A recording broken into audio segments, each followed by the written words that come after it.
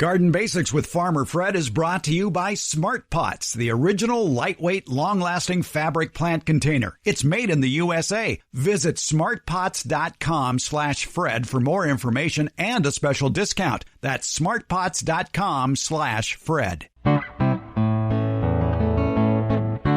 Welcome to the Garden Basics with Farmer Fred podcast. If you're just a beginning gardener or you want good gardening information, well, you've come to the right spot.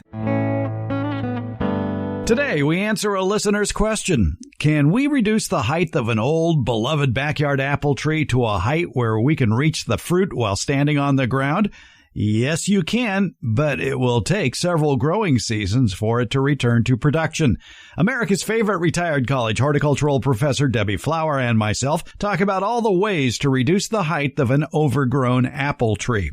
Plus, we discuss a gardening trend gaining popularity east of the Rockies. It's gravel gardening, which, for you desert dwellers, is not the same as your rock-filled front yards.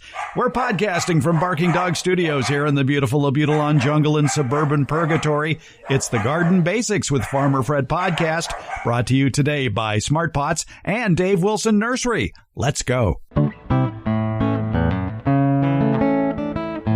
We like to answer your garden questions here on the Garden Basics podcast. A lot of ways for you to get your questions into this old program. You can call us at 916-292-8964. You can email us, fred@farmerfred.com works, or go to our website, gardenbasics.net, and you can leave a question there. Or you can call us in at SpeakPipe, which isn't calling it. You're opening up your laptop computer and talking to the microphone that's in your laptop computer when you go to speakpipe.com/gardenbasics to leave an audio question. And we love the sound of your voice, so please do that. Thank you. So Don from Milwaukee gives us a question about the family apple tree. He says, Fred, my father planted 3 small apple trees in his backyard in Clark County, Indiana, which is in southern Indiana, a little over a decade ago. He never really had much luck with them producing a good crop of fruit. He didn't spray or net the trees. He mostly just did it just to do it. Good for him. He passed on earlier this year at 97, and believe it or not, this is the year the tree produced the largest crop in number and size ever. There you go. But the trees are way too tall. My stepmother, Rose, is featured in the photos I'm sending you. She's a little over 5 feet tall, standing next to the apple trees. What steps do you recommend to take the trees to get them to the right height? First of all, do not let your stepmother start sawing away at the tree. That's not for her to do. Right. She's probably even older than we are. And the apples in the picture look to be at her face level, so good for her. She's standing on the ground. She's not risking life and limb. But I can understand why you want to keep your stepmom on the ground and keep that tree at maybe 6 feet, 7 feet tall. Yeah, and I can understand why you'd want to keep the tree, too. It has sentimental value. Yeah. So there is an excellent publication from 1981 when I lived in Oregon and took the Master Gardener training shortly after that. And I think in 82, I took that training.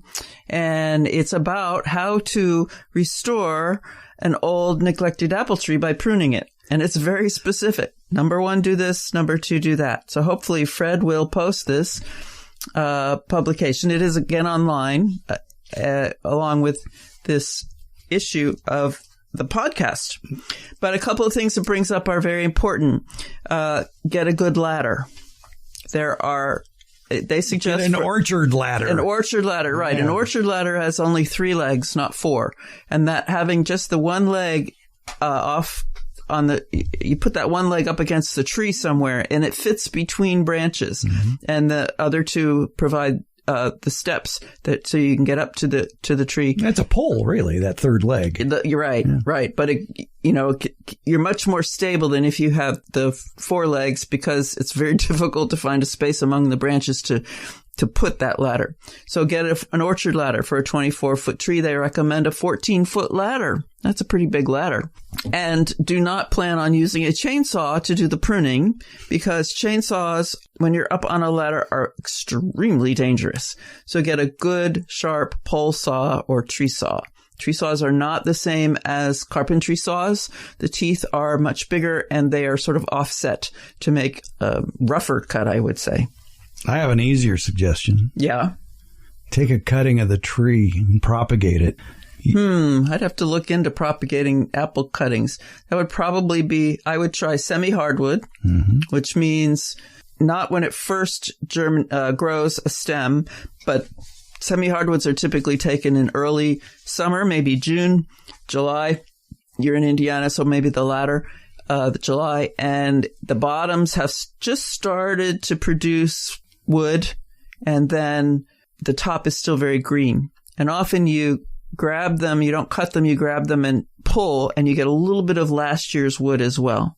That often works well for hardwood plants. I did not look up apple tree propagation from cuttings, but that's what I would try. I'd use rooting hormone, and I'd probably do different strengths of rooting hormone and some without rooting hormone, and I do them in a probably peat perlite organic matter 1:1:1 mix. It's worth a try. I've never heard of people doing that with apples, but you never know. So I do a whole bunch of them. I'm going to reach for my book here. Okay. Called Plant Propagation by Alan Toogood. I like that man. Yes, he has a lot of plant propagation books. And we will go to, is it a garden tree or a fruit tree? I bet it's a fruit tree. I bet it is. Yeah. All right. The book, Plant Propagation by Alan Toogood, recommends for propagating apples, you can do it by seed. How about that? In late autumn or late winter, and it is easy to do. You can graft in late winter, or you can bud in mid to late summer. So it doesn't talk anywhere about rooting a stem. Right. It's just grafting, budding, and seed. It won't come true from seed necessarily. I know. Yeah, that's... I was going to say you could graft it onto itself, but that doesn't necessarily work. No. Well, that would be interesting, though. If you cut some branches off, saved it, hacked the tree down to 2 feet tall. Well, if you look at this publication, one of the techniques of preserving it is to cut. There's more than one method, and one of them is to cut the tree way back. So you're into big limbs that are probably 4 or more inches across. And you do it all at once. You take these big limbs down and then let it regrow, and then start choosing what you're going to retain from that. So it's like heading a mulberry tree and then trying to help it grow out of that. This book talks about using apple rootstocks to do the bud grafting. Well, they're available. You can Google them online. So you need to know what type of apple it is, or you need to get a rootstock that accepts a lot of different apples and just try it. This is a very bumpy scenic bypass we're on. Yeah. And then you have to know how to graft. Yeah. All right. So we're just complicating your life, Don. All right. So go back to chopping the tree down. Not down, but cutting it back by 1/3 every year, if that's what this brochure says, which I think it probably does. Right. And it gives some real specifics. So, which I think when you're a little worried about what you're doing, having specifics is helpful. Yeah. And it will have a link. If I can find a link to this brochure. Yeah, you can. I'm looking at it online right now. Okay. All right. Okay. It's called Pruning to Restore an Old Neglected Apple Tree from Oregon State University Extension Service. Extension Circular 1005 with diagrams and pictures of how to restore an old neglected apple tree. And I imagine that when you're done, it won't be very tall, and that's okay. Right. Right. And I just Googled OSU Extension Circular 1005. Okay. And up it came. But if you want to learn a new skill, yes, grafting, this is an idea. You just have to find a source for budwood for that's rootstock. That's not that difficult. For rootstock? Oh. Yeah. Okay. Rootstock, yeah. I have some.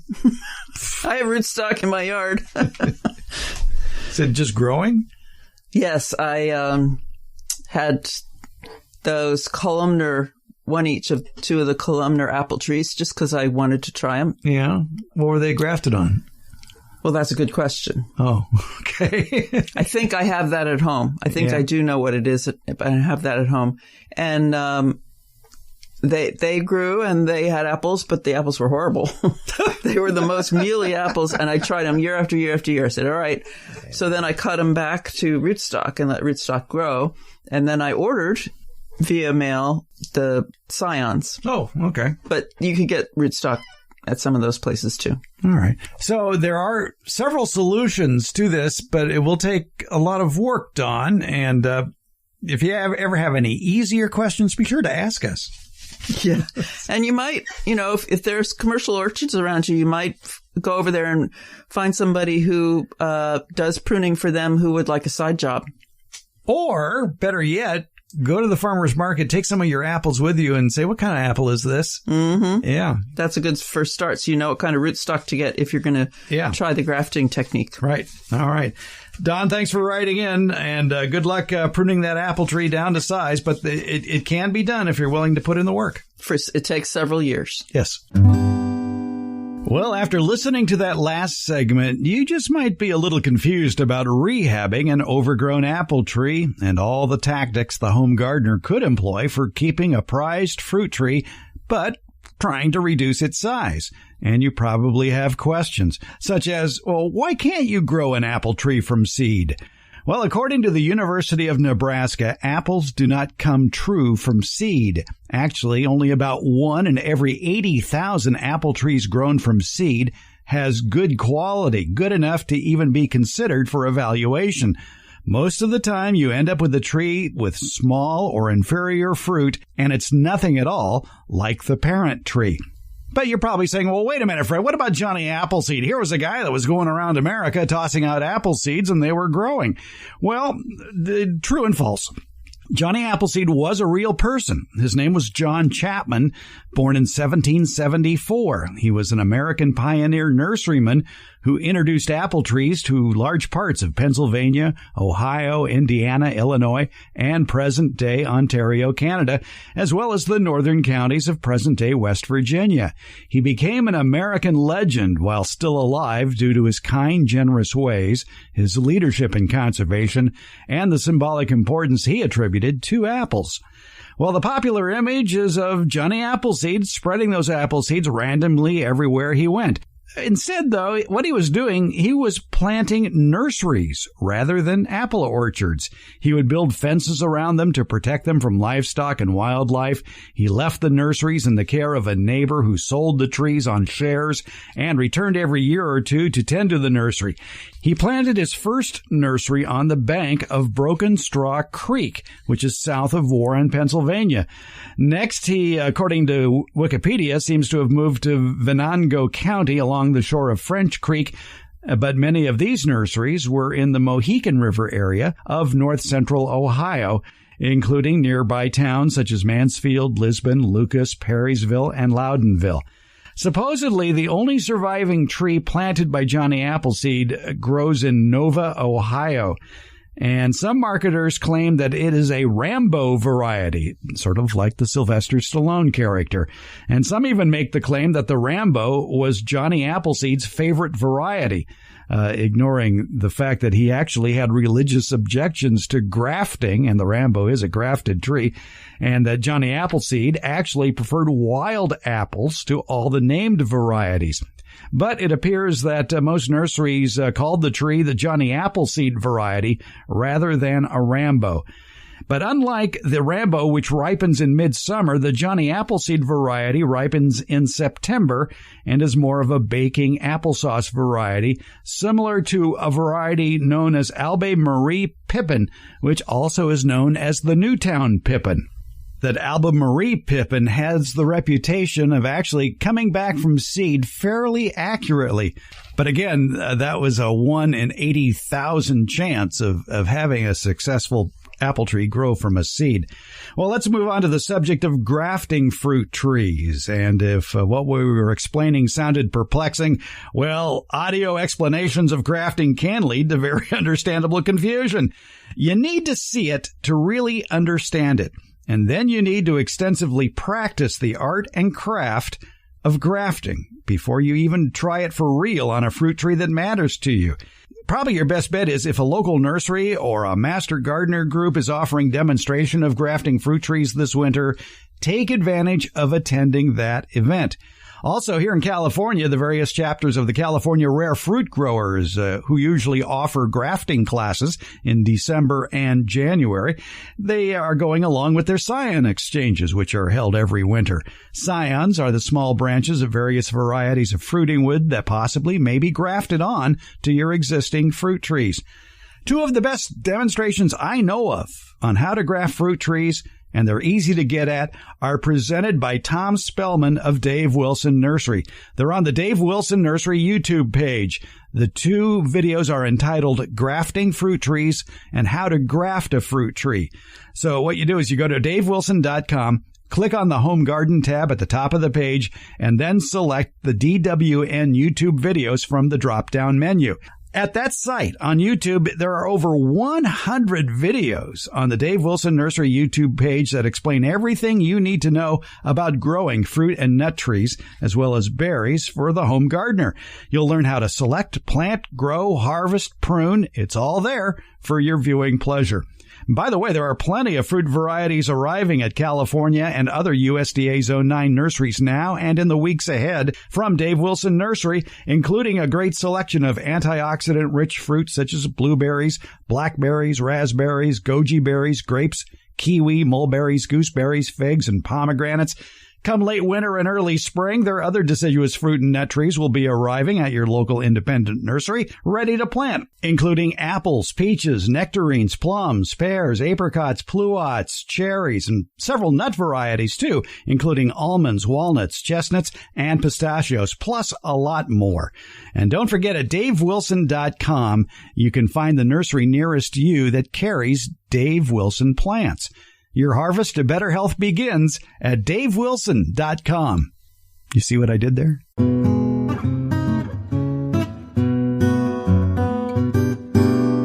For over a year now, I've been making some of the best compost I've ever had in a Smart Pot compost sack. The end result is a beautiful compost called leaf mold, and it's made from fallen oak leaves.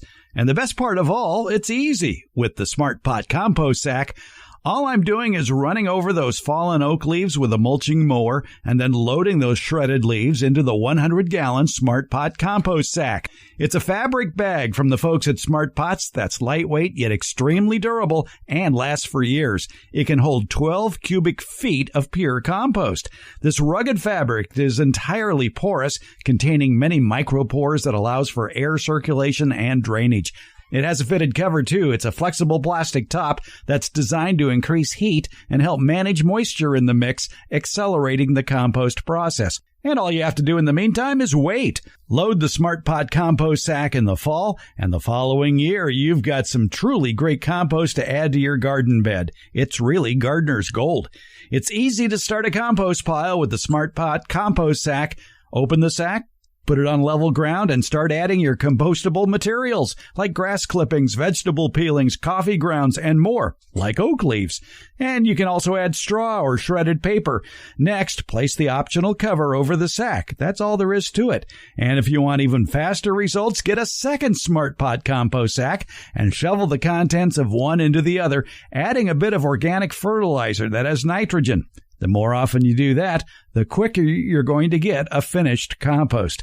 Smart Pots, they're available at independent garden centers and select Ace and True Value hardware stores nationwide. You can find the location nearest you at their website, smartpots.com/Fred. And when you visit their website at smartpots.com/Fred, you can buy the Smart Pots online. Just visit smartpots.com/Fred, and don't forget that /Fred part, because on that page are details about how, for a limited time, you can get 10% off your Smart Pot order by using the coupon code FRED, F-R-E-D, at checkout. It's from the Smart Pot store. Visit smartpots.com/Fred for more information about the complete line of Smart Pot's lightweight, colorful, award-winning fabric containers and their latest, the compost sack. It's Smart Pots, the original award-winning fabric planter. Go to smartpots.com/Fred. We are talking with Andrew Bunting. He is the Vice President of Public Gardens and Landscapes at the Pennsylvania Horticultural Society, an internationally recognized organization that was founded a long, long time ago. It's also the producer of the world-famous Philadelphia Flower Show. And Andrew, thanks for joining us here on the Garden Basics podcast. Now, we touched a little bit about reducing the need to water, and of course, water-wise gardening, or the unfortunate term xeriscaping, is popular here in California, or actually it's downright the law. Do you find that there is an interest back there that despite all the summer rain you get, that people want to try water-wise gardening? Yeah, we don't have the same drought situations that a large parts of California have, but we do have periods of drought. You know, we might have, a couple months where we get hardly any water whatsoever. So I think there's, for those who want to just reduce water in general, that type of gardening might be appealing. I think out here, it's actually more of an aesthetic. Like, I love the kind of arid or xeriscape gardens you see in, Santa Barbara and Southern California. And that, so that type of aesthetic is one that you often don't see around here. So what's starting to gain in popularity, and I've seen it actually across, I would say in the eastern part of the United States, and often where I look for trends is what are botanic gardens and arboreta doing. They're often some of the trend-setting institutions. So, there's some really good examples of gravel gardens. So these are gardens that either just plant into the native soil and then top dress with gravel, or like at my house, I actually excavated out about 6 inches of soil and put in gravel and kind of grow plants right into the gravel, and it grows through the gravel into the soil below. So there's one of the best gravel gardens, I think, in the entire United States is at a botanical garden called Old Brick Botanic Gardens in Madison, Wisconsin. And they have multiple gravel gardens, kind of different, showing the public different ways in which they can use gravel aesthetically, as well as kind of the myriad of plants that you might grow in a gravel garden. And then out in this part of the country, there's some good public gardens like Scott Arboretum at Swarthmore College uses gravel in multiple locations. And then a fairly famous garden in the suburbs of Philadelphia, Chanticleer, has a fairly extensive gravel garden. So it's I would say here it's almost more of a style of gardening that's gaining in popularity, because it also affords you the opportunity to maybe grow types of plants that perhaps you would see more in California, but we don't see that much in gardens here. Things like yuccas, hardy cactus, other succulent plants. A lot of the some succulent plants in our native garden soils with a lot of water in the summer and humidity actually don't do that well. So they really need a sharper drainage. So gravel gardening affords kind of that type of habitat so that you can grow those plants more successfully. Yeah, you would almost need to, like you are doing yourself, at least 6 inches of gravel, if not more, just to keep the root zone above the area where the water may puddle below the gravel. Yeah, that's right. That's right. So, it obviously can be upfront a greater expense than kind of traditional gardening, but, over time you really cut down on the water because of the type of plants that you're growing. And then, what I've found with growing plants in like pure gravel is once they've grown through and into the soil below that top, say 4 to 5 inches of gravel is so inhospitable that you hardly get any weeds seeding into that top layer of gravel. Oh, give it time. Yeah, maybe.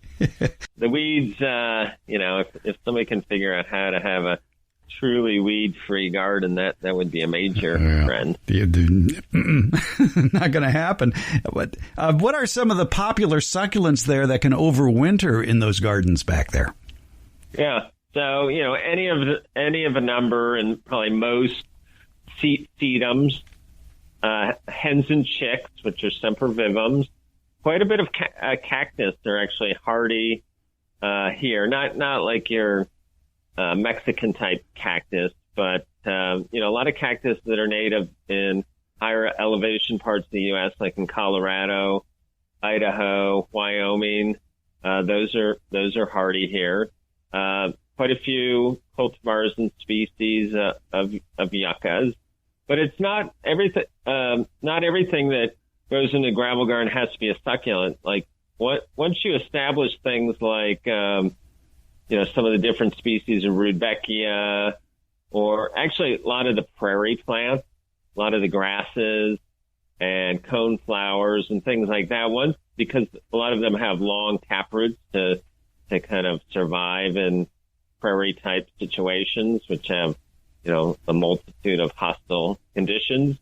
Once those established, they actually do quite well. Like in my gravel garden at home, I have a plant called the threadleaf blue star, Amsonia hubrichtii. That does quite well. All the baptisias, the false indigos, they have a fairly significant taproot and also do quite well. And what about the prickly pears? Oh yeah, prickly pear for sure. Yep, there's different species of prickly pear, but there's actually one that's native to the East Coast, and that does well. Okay, that's Opuntia for those of you at home keeping score. And out here, that's a weed. Say, our cactus don't get to be the stature like you see in California. They tend to be either ground covering types or maybe just get a foot or two tall, but not like you would see on the West Coast where they can be, almost tree-like. Andrew Bunting is with the Pennsylvania Horticultural Society. He is their Vice President of Public Gardens and Landscapes. And again, more information online at phsonline.org. Andrew, thanks for helping us get off to a good gardening start. Yeah, you're welcome. Thanks for having me. Well, gravel gardening. Does that apply to people in USDA Zone 9, people in the Southwest? Because gravel gardening is not rock gardening. That's an interesting, I'll say, garden fad going on back east and Midwest, but how applicable is that to the warmer areas? Debbie Flower is here, our favorite retired college horticultural professor. And Debbie, basically on what we just heard, that's an interesting idea that they have going back there to be able to grow, say, drought-tolerant plants in 4 to 5 inches of small rock. And they kind of get churlish when you call it rock. They want to call it, garden pebbles or pea rock or something like that. Yes, well, they certainly have some specifications for the rock to be used. They don't want it to be limestone because that will break down over time. And it should all be sized the same size. So it's not just going to a quarry and digging up a bunch of rock and throwing it in your truck and throwing it over the garden. It's size, so everything is, from what I've been reading and hearing, between a quarter or half inch in size. Yeah. And with smooth sides, too. With smooth sides, right. So it's a very specific type of rock. And it could be very expensive. It could be expensive, especially to get started. Yeah, 4 to 5 inches is quite a bit. Not to mention fun to move. Yeah, I have to say that when I have done house hunting in the past, I shy away from homes that have gravel on part of the or all of the landscape because I know that I need to garden and I need to plant things and dig them up and move them and all that fun stuff. And with gravel as the mulch, that makes it more difficult. When you're growing in that environment here in California or in the Southwest, what are the precautions that you have to take if indeed you do have a rock garden? Heat, I would think, would be a problem. There are some plants that prefer a mulch of rock or gravel, but 4 to 5 inches is not what I would consider a mulch for those plants. The goal of gardening for me in a hot, dry climate is to create shade and cooler places in the garden in the summertime. And gravel will not allow that because gravel reflects heat and light, especially depending on the color.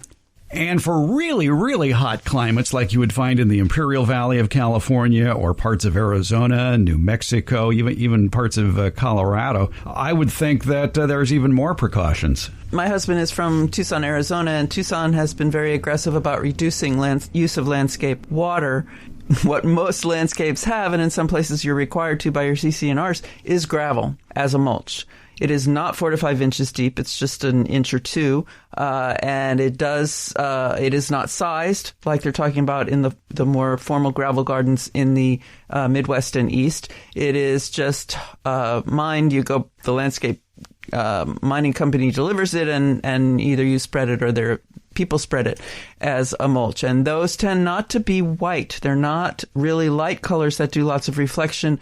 They are more of the tans and grays, which will do less reflection. And then the result of using that gravel as a mulch is that you don't have grass and you don't have plants that survive in extremely high heat, which of course you're going to experience in the desert, but can be ameliorated somewhat with an organic mulch that will hold more moisture in the soil. So the landscaping then is very southwestern, which is lots of cactus and trees that are native to the Southwest.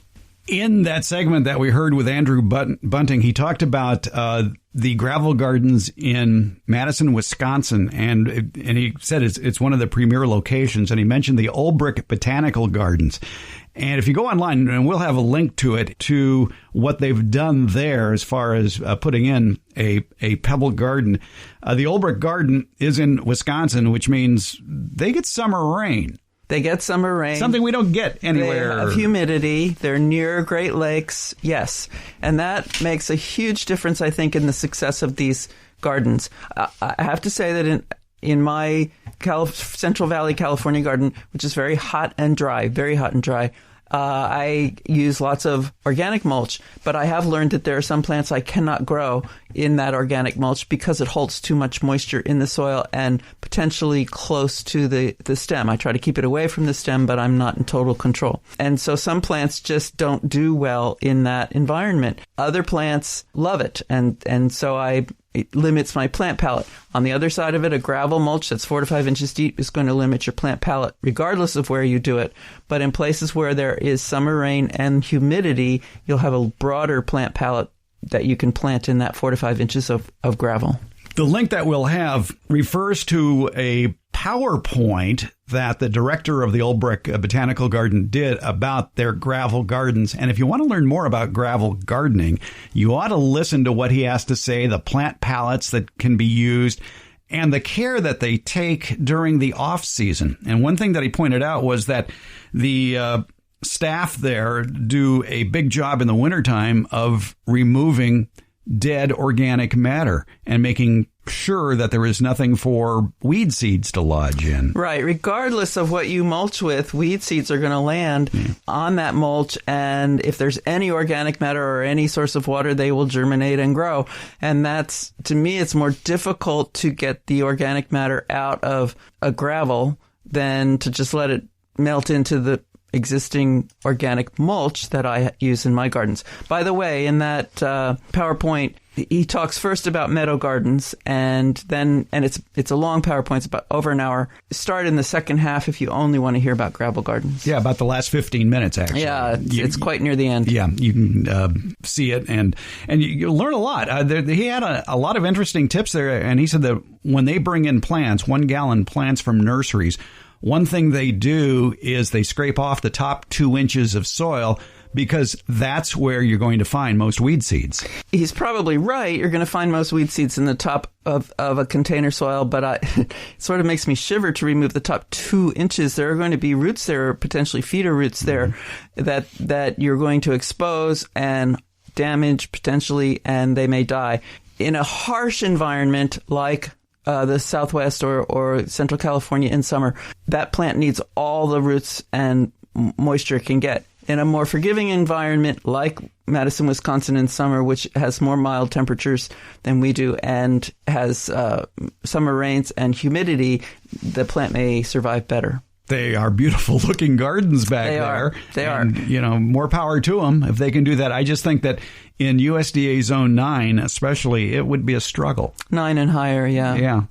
If you want to try it, I'd say, well, try it in a small area first. A small area where you want the plants that do well there are succulents, so plants that store water themselves, hens and chicks, sedums, dudleyas, those kinds of things, and alpines, plants that grow high. An alpine plant is a plant that grows high up on a mountain, potentially above the tree line, where there's not enough soil to support a tree. And you have scree up there, and scree is broken down rock. So those plants do very well in that area. So if you want to try a section, and they're very interesting, they can be very beautiful, they very interesting flowers, and they tend to be smaller plants, so you can get a lot of them into a small space. It would make a really cool garden to put somewhere that you get up close, near an outdoor sitting area or something. They also have a lot of ornamental grasses, which looked fabulous by year 3. Yeah. Grasses, and he talked about prairie plants, which grow in the Midwest, and they have taproots. Generally, plants coming out of containers don't have taproots, but the plants we're talking about here are herbaceous plants and grasses, and so they can regrow their taproot, the grasses for sure. If you see pictures of prairie plants, I wouldn't call them so much taproots as they just have a very extensive root system.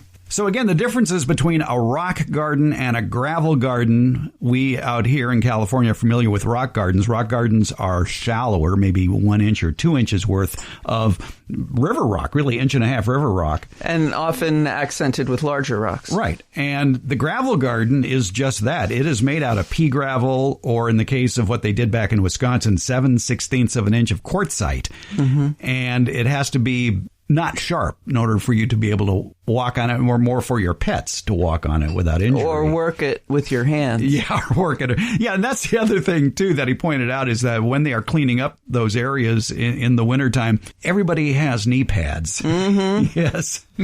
Knee pads are a good idea to get used to wearing when you're in the garden anyway. I can attest to that, having had to have one of my knees replaced because I didn't always wear knee pads. But the other thing, another point he made, was that you don't taper the gravel to the edge of the garden. You have some sort of edging, and he shows you a whole bunch of different types of edging that are 4 to 5 inches tall. So the gravel remains consistently deep.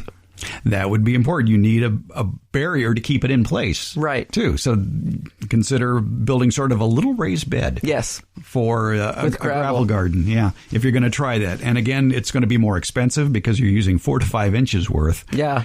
And if you go out and price a ton of pea gravel, you can borrow on your IRA, I guess, and pay for it, but don't do that. And delivery. And then shoveling it. Yeah, and shoveling it, yeah. So rock gardens, gravel gardens, if you're going to try it on a small scale first. Yeah, see how it goes and let us know. Debbie Flower, thanks so much for rocking down with us. Yeah, very interesting stuff, Fred. Thank you. Life, as I'm fond of saying, is just too short to put up with a problem plant. Back on episode 158, the very alive Debbie Flower, who's no problem at all, talks about when to pull the plug on the dying warm season plants in your fall and winter garden, including some organ harvesting tips when it comes to tomato plants who have overstayed their welcome at your garden party. Plus, we have tips for choosing and storing those cool season fruit favorites, persimmons, apples, and citrus. Give it a listen. Again, it's episode 158, originally aired back in December of 2021. It's entitled, Life is Too Short to Put Up with a Problem Plant.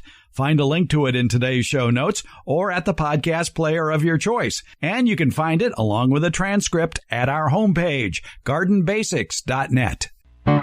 The Garden Basics with Farmer Fred podcast comes out once a week on Fridays, and it's brought to you by Smart Pots and Dave Wilson Nursery.